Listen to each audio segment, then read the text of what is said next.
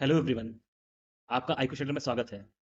आज हम एक करंट टॉपिक जो कि इस टाइम पे साइंस एंड टेक में बहुत ही इंपॉर्टेंट है उसके बारे में चर्चा करेंगे, जो कि है आर्टेमिस प्रथम। भविष्य में मनुष्यों को वहां पे ले जाके चांद पे उतारने के लिए एक पहला कदम रहेगा। यानी कि जो भी अभी तक होता आया है, अपोलो के द्वारा उसने मानवों को वहां पे पहुंचाया था, जो कि 1968 से 1972 तक उसने कम से कम 12 लोगों को चांद पर सुरक्षित तौर पे उतारने की कोशिश की है और उसमें सफल भी रहा है। लेकिन 1972 के बाद से अभी तक फिर से ये नहीं हुआ है कि फिर से मानवों को, एस्ट्रोनॉट्स को चांद पे उतारा जा सके। इस वजह से अभी फिर से नासा ने अपना एक कार्यक्रम शुरू किया है, अपना एक प्रोजेक्ट स्टार्ट किया है जिसका नाम है आर्टेमिस प्रथम, जिसके द्वारा यह पुनः चांद पे मनुष्यों को उतारने के लिए ये एक प्रोजेक्ट स्टार्ट करेगा, जिसमें वह वहां पे जो एस्ट्रोनॉट्स रहेंगे वहां पे रिसर्च करेंगे, वहां पे रहेंगे और वहां पे पता करेंगे कि यहाँ पे पानी की उपलब्धता क्या है और कैसे हम लोग वहां पे एक आर्टिफिशियल तरीके से ऑक्सीजन डेवलप कर सकते हैं और क्या क्या आगे संभावनाएं हैं वहां पे रहने के लिए। तो ये सारी रिसर्च करने के लिए वहां पे एक बेस तैयार करना जरूरी है।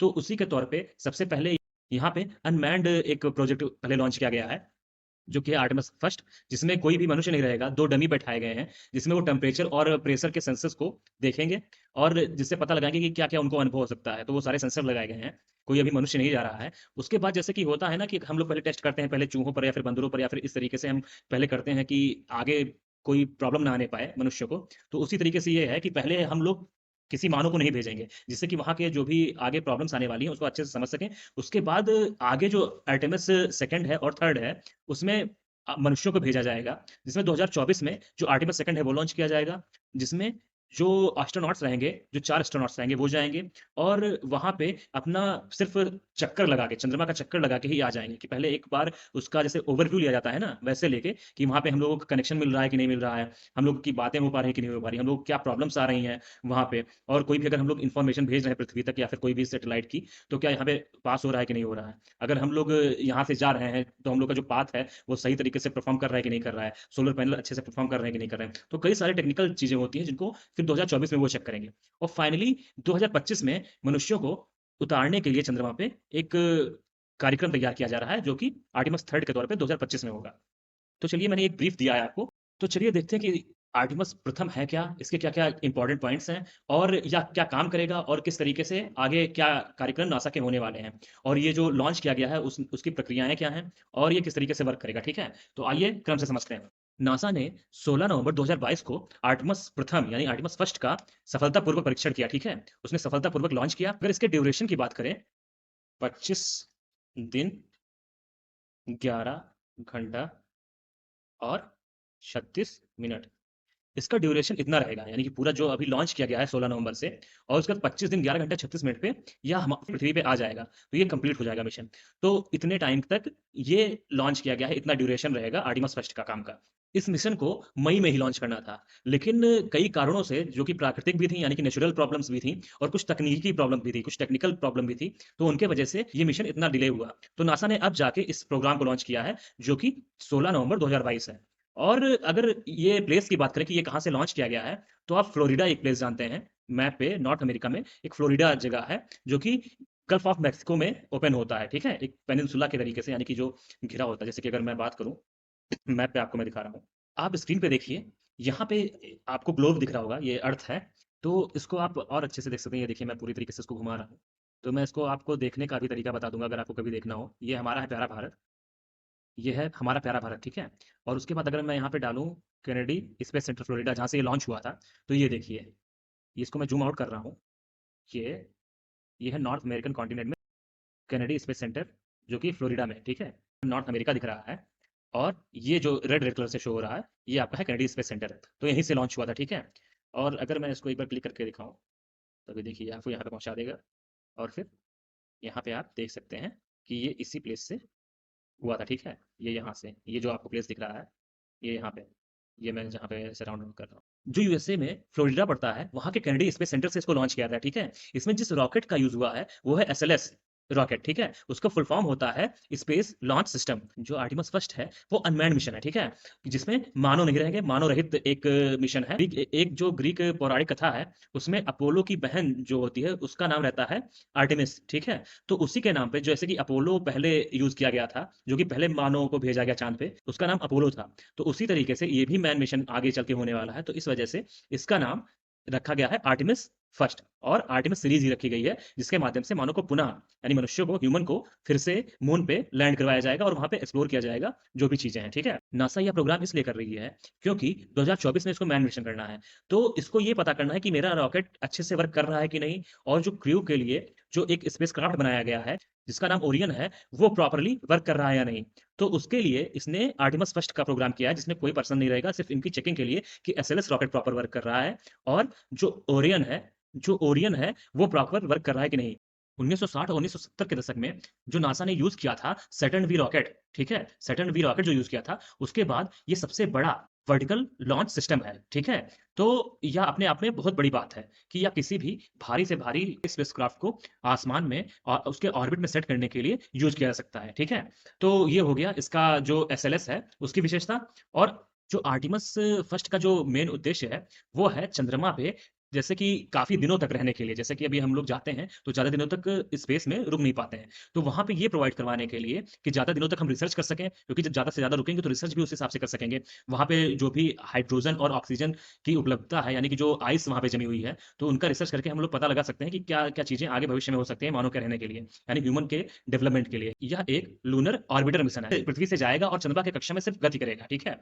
लेकिन इसमें खास बात यह है कि जैसे कि पहले जो मिशन रहते थे वो वापस नहीं आ पाते थे, जो यान रहते थे, लेकिन यह पृथ्वी पे वापस भी आएगा, ऐसा मिशन है। ठीक है, तो इसकी यह भी खास बात है। और ये वहां पे परीक्षण करेगा और जो भी चीजें हैं जो मैन मिशन के लिए जरूरी हैं, उन सारे इन्फॉर्मेशन को कलेक्ट करके यहाँ पे भेजेगा। कौन कौन सी प्रॉब्लम्स आ रही हैं और कौन कौन से चीजें आगे प्रॉब्लम्स ना आए उनको सॉल्व कैसे कर सकते हैं, ये सब चीजें पता लगेंगी, और सही से प्रॉपर सिस्टम वर्क कर रहा है या नहीं, इससे ये भी पता चल जाएगा। ठीक है, ये पूरी प्रक्रिया कैसे चलेगी उसको इस फिगर के माध्यम से मैं समझाने की कोशिश करूंगा। तो ठीक है, आप स्क्रीन पे देखिए। ठीक है, अब मैं आपको समझाने जा रहा हूँ। ये देखिए, जैसे यहाँ पे फर्स्ट बना हुआ है, तो फर्स्ट में बताया गया है कि यहाँ से पहले लॉन्च होगा। ठीक है, इस जगह से ये 39th बी करके है, ये लॉन्च पैड, यहाँ से लॉन्च होगा।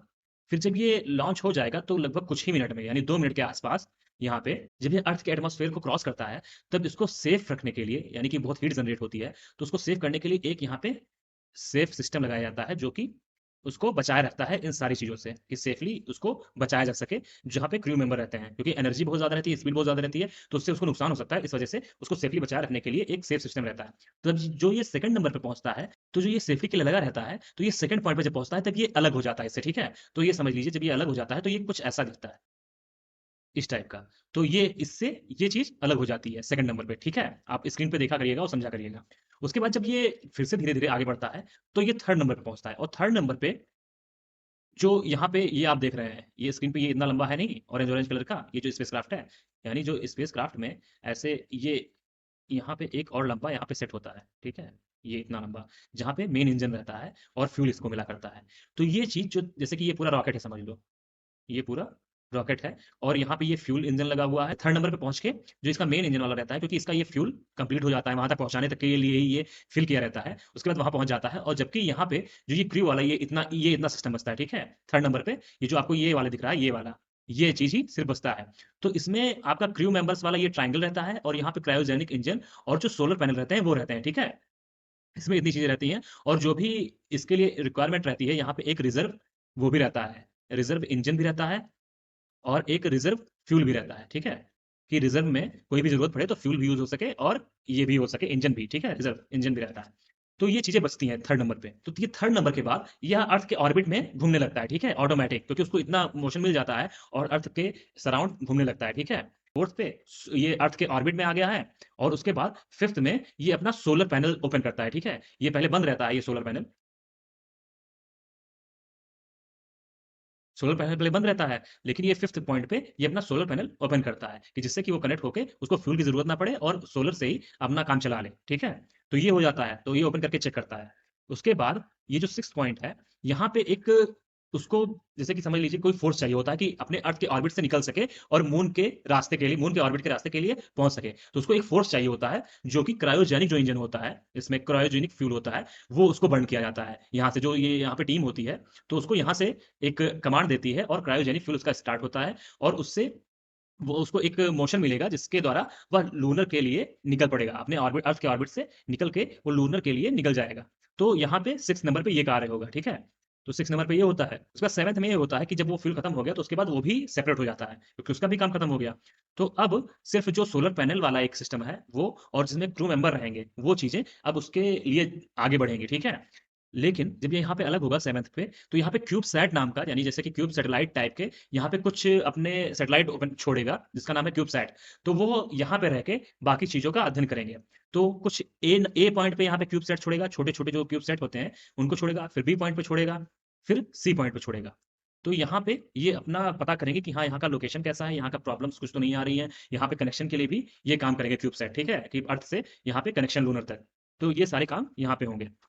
उसके बाद ये देखिए ये आगे बढ़ रहा है यहाँ पे, आगे से फ्लाइट बढ़ रही है, और यहाँ पे देखिए ये सोलर पैनल वाला खुल गया है। यहाँ पे आपको ये फिगर में दिख रहा होगा, ये मैं तीर लगा रहा हूँ। यहाँ पे ये देखिए सोलर पैनल से आगे वर्क हो रहा है और आगे बढ़ रहा है ये। उसको वो मोशन मिल गई है जो क्रायोजेनिक फ्यूल से मिली है। अब ये लूनर के ऑर्बिट में जाने के लिए तैयार है। तो कुछ टाइम बाद जब ये 8th पॉइंट पे पहुंचेगा, वहां से इसको टारगेट किया जाएगा जो मून का डिस्टेंट रेट्रोग्रेड ऑर्बिट होता है, वहां पे जाने के लिए इसको फिर से फ्यूल को बर्न किया जाएगा, ठीक है? कि वहां के उसके ऑर्बिट में जा सके। और उसके बाद फिर वह लूनर के उसमें ऑर्बिट में पहुंच जाएगा। ये देखो यहाँ पे ये आपको दिख रहा है, ये मैं राउंड कर रहा हूँ, यहाँ से ये पहुंच गया, ठीक है? उसके बाद 9th में ये देखो आप मून के पास पहुंच गया है। जो ये स्पेसक्राफ्ट है, ये लगभग चंद्रमा के 6 से 19 दिनों तक ये राउंड करेगा, ठीक है? वहाँ पे स्टे करेगा उसके ऑर्बिट में।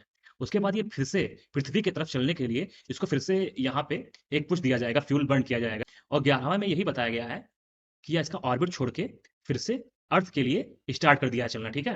अब उसके बाद फिर ये 11वें नंबर से वापस होना शुरू हो जाता है। फिर 12वें नंबर के बाद ये देखिए 13वां नंबर, एक राउंड लेके मून का, इसमें ये डायरेक्शन चेंज हो जाती है। उसके बाद ये 14 नंबर पे आता है, ठीक है? जो क्रू को उतरना है वो सही तरीके से हो सके पैसिफिक ओशन में, तो उस वजह से 14th नंबर पे, ये जो 14 नंबर है, वहाँ पे फिर से इसको एक पुश दिया जाता है, एक फ्यूल बर्न किया जाता है और डायरेक्शन उसे दिया जाता है अर्थ से, कि डायरेक्शन सही हो और जो पाथ है उसका ऑर्बिट का, वो सही तरीके से राउंड हो सके और सही जगह पे वो लैंड कर सके, उसके लिए डायरेक्शन डिसाइड करते हैं, ठीक है? 14th नंबर पे। उसके बाद ये देखिए 15 नंबर पे जब पहुँचता है, तो वहाँ पे जैसे कि जो मैंने आपको बताया था, जैसे ये है, जो जिसमें सोलर पैनल लगे हुए हैं, ठीक है? सोलर पैनल और एक्स्ट्रा इंजन और एक्स्ट्रा फ्यूल वाला, और ये जो ट्रायंगुलर शेप में है, वो है क्रू वाला। तो ये देखिए यहाँ पे इस जगह पे देखिए 15 के आगे जो अर्थ के पास पहुँच रहा है, जो क्रू मॉड्यूल रहेगा, वो अलग हो जाएगा, उससे सेपरेट हो जाएगा। उसके बाद वो अर्थ के एटमॉस्फेयर में एंट्री करेगा। उसके बाद वह पैसिफिक ओशियन में आराम से गिर जाएगा, और उसके गिरने से पहले उसमें पैराशूट ओपन हो जाएंगे कि जिससे कि वो उसमें सॉफ्ट लैंडिंग हो। उसके बाद वहां पे जो पैसिफिक ओशन में यहाँ पे नेवी रहेगी और वो सारी टीम पहुंच जाएंगे, और उसके बाद आसानी से उन मेंबर्स रहेंगे, उनको रिसीव कर लेंगे। तो ये सारा प्रोग्राम है। अभी तो ये अनमैन्ड मिशन है, क्योंकि अभी ये देखना है कि रॉकेट का वर्क प्रॉपर हो और जो क्रू मेंबर्स के लिए जो बनाया गया है, डेवलप किया गया है, वो भी प्रॉपर तरीके से काम कर सके। इसमें गेटवे नाम का स्पेस स्टेशन भी, एक छोटा-सा स्पेस स्टेशन है, उसको भेजा जाएगा जो मून के ऑर्बिट में घूमा करेगा, ठीक है? और उसके बाद यह भी निर्धारित करेगा कि भविष्य में जब भी, यानी फ्यूचर में जब भी कोई आए एस्ट्रोनॉट, तो उनके लिए एक स्पेस स्टेशन रहे, जिससे कि वो वहाँ पे रिसर्च करें, उसके बाद फिर से वह लूनर पे यानी मून पे वो उतर सकें, उसके बाद फिर से वो वहाँ पे जाके आराम से वहाँ पे रिसर्च कर सकें। ये सारी चीज़ें मेंटेन हो सकेंगी, जिससे कि जो हमारा बेस बनना है, यानी जो आर्टेमिस का बेस बनना है रिसर्च का, वो वहाँ पे बन सके। ये सब चीज़ें होंगी, ठीक है? तो कुल मिला के यहाँ से अर्थ से लॉन्च किया जाएगा, वहाँ पे कुछ-कुछ चीज़ें अलग होती रहेंगी, क्रू मेंबर्स का और सोलर पैनल वो साथ में जाएगा। उसके बाद वो लूनर ऑर्बिट में घूमेगा ऑर्बिट में, और उसका जो भी परीक्षण करना है कि उसमें कैसे बदलाव आते हैं, क्या टेम्परेचर है और क्या भी उसका क्रू मेंबर्स के लिए अच्छा सेफ रहेगा कि नहीं, ये सारी चीज़ें पता करेगा, प्रॉपर वर्क कर रहा है या नहीं, ये सब चीज़ें पता चलेंगी। उसके बाद वो फिर से 6 से 19 दिन बाद फिर से अर्थ के लिए रिटर्न करेगा। उसके बाद जब अर्थ के एटमॉस्फेयर में पहुँचने वाला रहेगा, उसके पहले उसको दिशा निर्धारित किया जाएगा उसका, कि सही तरीके से उसकी लैंडिंग हो सके पैसिफिक ओशियन में। उसके बाद जैसे ही वो एटमॉस्फेयर में घुसने वाला रहेगा, उससे सोलर पैनल वाला अलग हो जाएगा, और उसके बाद वो क्रू मेंबर का जो मॉड्यूल है, वो आ जाएगा पैसिफिक ओशियन में, और वो आसानी से लैंड कर जाएँगे। तो 26 से 42 दिन इसको बताया गया है, जो ड्यूरेशन रहेगा पूरा मिशन का। जो ओरियन क्रू कैप्सूल है, जैसे कि जो ओरियन है, ठीक है? तो ओरियन क्रू कैप्सूल का हमें परीक्षण करना है, रॉकेट का करना है। ओरियन क्रू कैप्सूल, जिसमें 4 मेंबर जाने की सुविधा रहती है, ठीक है? जो 4 एस्ट्रोनॉट रहेंगे वो जाएँगे। तो उसमें 3 पार्ट में इसको बाँटा गया है ओरियन को, जिसमें से पहला है क्रू मॉड्यूल, जिसमें आपके 4 अंतरिक्ष यात्री,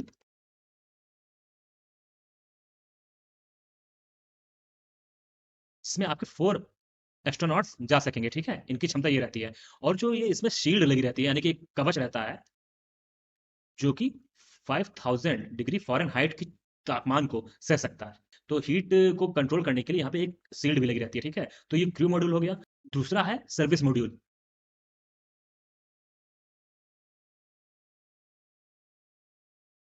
तो इसमें जैसे कि लाइफ सपोर्ट सिस्टम रहता है इनके लिए,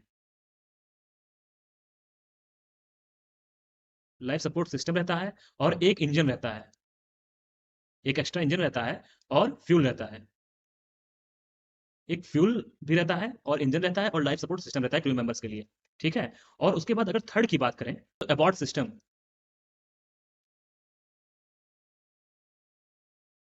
अबॉर्ड सिस्टम रहता है कि जैसे कि कोई प्रॉब्लम आए तो उससे वो लोग जान बचा सकें जो क्रू मेंबर हैं। तो ये सारी चीज़ें ओरियन में रहती हैं, जो 3 पार्ट में इसको बाँटा गया है। क्रू मॉड्यूल जिसमें 4 अंतरिक्ष यात्री रहेंगे यानी एस्ट्रोनॉट रहेंगे और उनको एक कवच उसको इसमें एक सीट लगी है जो 5000 डिग्री सेल्सियस या उससे ज़्यादा तापमान को सह सकती है, ठीक है? और सर्विस मॉड्यूल है, वहाँ पे क्रू मेंबर्स रहेंगे, उनके लिए लाइफ सपोर्ट सिस्टम है और वहाँ पे एक्स्ट्रा फ्यूल है और एक्स्ट्रा इंजन है, ठीक है? और उसके बाद अबॉर्ड सिस्टम भी है कि वो अपनी जान बचा सके कोई प्रॉब्लम आने पे। तो आप ये याद रखिएगा कि इसके 3 पार्ट हैं। जो आर्टिमस फर्स्ट है, वह जैसे कि हम लोग बात किया करते हैं ना कि हम लोग एलियन से मिल सकते हैं या फिर जो हमारे मानव का जो नया युग है, जैसे नए युग की बात करते हैं, तो जो मानव के लिए नई दुनिया की बात की जाती है हमेशा से और जो भी अन्य ग्रहों पे उतरने के लिए और रहने के लिए जो बातें की जाती हैं और जो हम लोग सोचते हैं कि एलियन से भी मिलेंगे, हो सकता है एलियंस भी कहीं हमारे जैसे भी इंसान कहीं पे रहते हों, उनका वातावरण कुछ अलग हो, वो अपने तरीके से ढाल लिए हों और आपने मूवीज़ कई सारी देखी होंगी एलियंस पे बेस्ड, तो उस तरीके से कोई रह रहा हो, तो उनसे मिलने के लिए ये एक पहला कदम माना जा रहा है, जो आर्टेमिस प्रोग्राम है। तो नासा का ये एक पहला कदम बहुत ही महत्वपूर्ण है और इसमें सभी की निगाहें हैं। जो मैंने बताया था एबीसी, एबीसी करके जो मैंने क्यूबसैट बताया था कि वहाँ पे एक क्यूबसैट छोड़ता है और सब पता करता है वहाँ के बारे में।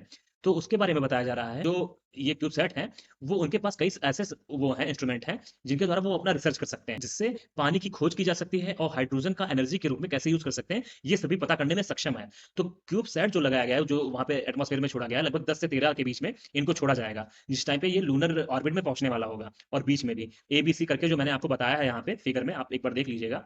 तो वहाँ पे ये इनको छोड़ा जाएगा और उसके बाद ये भी जब एटमॉस्फेयर में रहेंगे तो वहाँ पे पता लगाएँगे कि कहाँ पे हाइड्रोजन है और किस तरीके से उनको एनर्जी के रूप में यूज़ किया सकता है और पानी किस-किस तरीके से वहाँ पे मिल सकता है। तो ये सारी खोज करने के लिए इनमें ये सिस्टम लगाए गए हैं, ठीक है? आर्टेमिस जो प्रोग्राम है फर्स्ट, अगर वो सफल रहा तो नासा 2024 में ये अपना सेकंड मिशन भेजेगी आर्टेमिस सेकंड।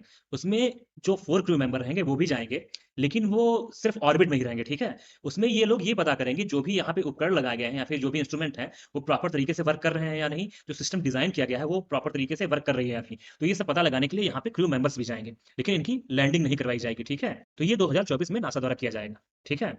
और आर्टेमिस थर्ड, जैसे कि अगर ये फर्स्ट और सेकंड प्रॉपर तरीके से वर्क करता है, कोई प्रॉब्लम नहीं आती है, सारे उपकरण यानी सारे टूल्स, सारे इन्फॉर्मेशन अच्छे से वर्क करती हैं, तो 2025 में फाइनली कोई मैन्ड मिशन रहेगा जो कि उतरेगा चंद्रमा पे, जो कि 1972 के बाद अपोलो मिशन के बाद अब ये दूसरा चांस रहेगा, जिस टाइम पे ह्यूमन फिर से उतरेंगे चंद्रमा पे।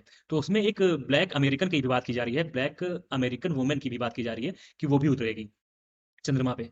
ये जो आर्टेमिस थर्ड है, वह एक प्राइवेट कंपनी पे भी निर्भर है, क्योंकि इसके लिए जो क्रू क्रू को एक बेस चाहिए होता है रुकने के लिए और वहाँ पे रिसर्च करने के लिए, वो प्रोवाइड करवाएगा एलन मस्क का स्पेसएक्स। तो वो इस पे काम कर रहा है। तो अगर वो प्रॉपर तरीके से 2025 तक ये तैयार कर देता है, तो 2025 में मैन मिशन होगा और उसके बाद वहाँ पे एक अमेरिकन महिला, जो कि ब्लैक अमेरिकन महिला रहेगी, उसको उतारा जाएगा और एक पर्सन रहेगा और, ठीक है? और उसके बाद भविष्य में और अच्छे तरीके से यहाँ पे सारी चीज़ें रिसर्च की जा सके, उसके लिए वहाँ पे बेस भी तैयार किया जाएगा आर्टेमिस के लिए। और ये जो स्पेसक्राफ्ट उतरेगा 2025 में, वो उसके साउथ पोल पे उतरेगा चंद्रमा के, क्योंकि वहाँ पे बताया जा रहा है कि बर्फ के वहाँ पे कण मौजूद हैं, बर्फ की चट्टानें पाई गई हैं। तो वहाँ पे जब उतरेंगे तो कुछ रोवर्स भी जाएँगे पहले से ही वहाँ पे। वो सारे पता करेंगे कि यहाँ पे हाइड्रोजन और ऑक्सीजन के मेल से जो बर्फ बना हुआ है, तो हाइड्रोजन का कैसे यूज़ कर सकते हैं और ऑक्सीजन का कैसे यूज़ कर सकते हैं जीवन जीने के लिए आर्टिफिशियल तरीके से, और जो हाइड्रोजन है उसको एनर्जी के रूप में कैसे यूज़ कर सकते हैं। तो ये सारी चीज़ें आगे आने वाले समय में और एक्सप्लोर हो पाएँगी। तो ये अपने आप में बहुत बड़ी ही महत्वाकांक्षा वाला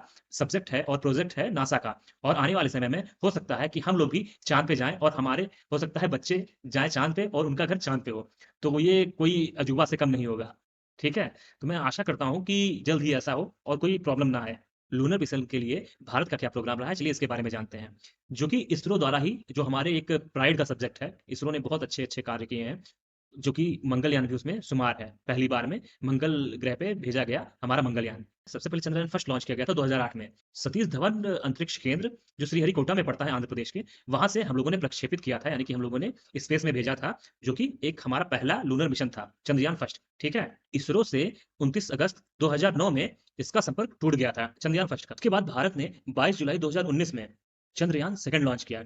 और हम लोग को एक पुनः जोश भर गया कि क्योंकि इस बार हम लोगों का ऑर्बिटर भी था, रोवर भी था और लैंडर भी था, ठीक है? तो जो लैंडर था उसका नाम था विक्रम और जो रोवर था उसका नाम था प्रज्ञान। तो इसको जब लॉन्च किया गया, तो हम लोगों ने एक बहुत अच्छा प्रयास किया, जो इसरो है, हमारे लोग के जो साइंटिस्ट हैं, उन लोगों ने बहुत अच्छा प्रयास किया था।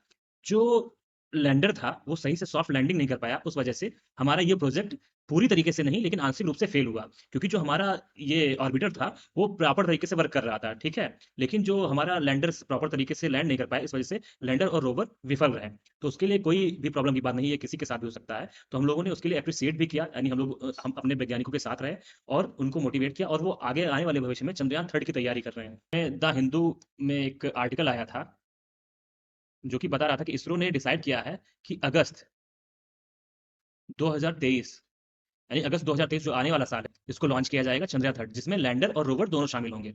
और इस बार आशा है कि हम लोग प्रॉपर तरीके से लैंडिंग करवाएंगे, सॉफ्ट लैंडिंग करवाएंगे, और हमारा रोवर भी अच्छे से वर्क करेगा, क्योंकि जो लैंडर होता है उसी के अंदर हमारा रोवर होता है। तो ये पूरा डिटेल था, जो कि आर्टिमस के वजह से इस टाइम न्यूज में था। और एक आर्टिमस अपने आप में बहुत एम्बिशियस प्रोजेक्ट है, और इसके बारे में आप पूरे डिटेल्स में इसको जानिए और अपडेट रहिए। क्योंकि आप खुद ही सोचिए कि हमारे जैसे कि हम लोग छोटी छोटी चीजों में इस टाइम पे फंसे हुए हैं, लेकिन आप देखिए कि चंद्रमा पे रहने की तैयारी करने लगे हैं इंसान।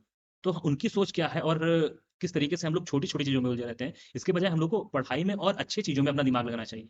तो इसके लिए मैंने इसको और अच्छे तरीके से समझा है, क्योंकि अभी आने वाले एग्ज़ाम्स में ये बहुत ही इंपॉर्टेंट टॉपिक रहेगा, और इसके बारे में क्वेश्चन बनने की काफ़ी उम्मीदें हैं। तो मैं आशा करता हूँ कि आपको ये टॉपिक अच्छी तरीके से समझ में आया होगा। अगर आपको कोई भी कन्फ्यूज़न हो या फिर इस टॉपिक से रिलेटेड कोई भी क्वेश्चन हो, तो आप मुझे कमेंट बॉक्स में कमेंट कर सकते हैं। और अभी तक मेरा वीडियो देख रहे हैं, तो उसके लिए थैंक यू सो मच। आपका दिल से शुक्रिया, और आगे फिर मिलते हैं नेक्स्ट टॉपिक में और अच्छे से और जोश के साथ। Thank you so much. Bye bye. Take care. Love you all. नमस्कार।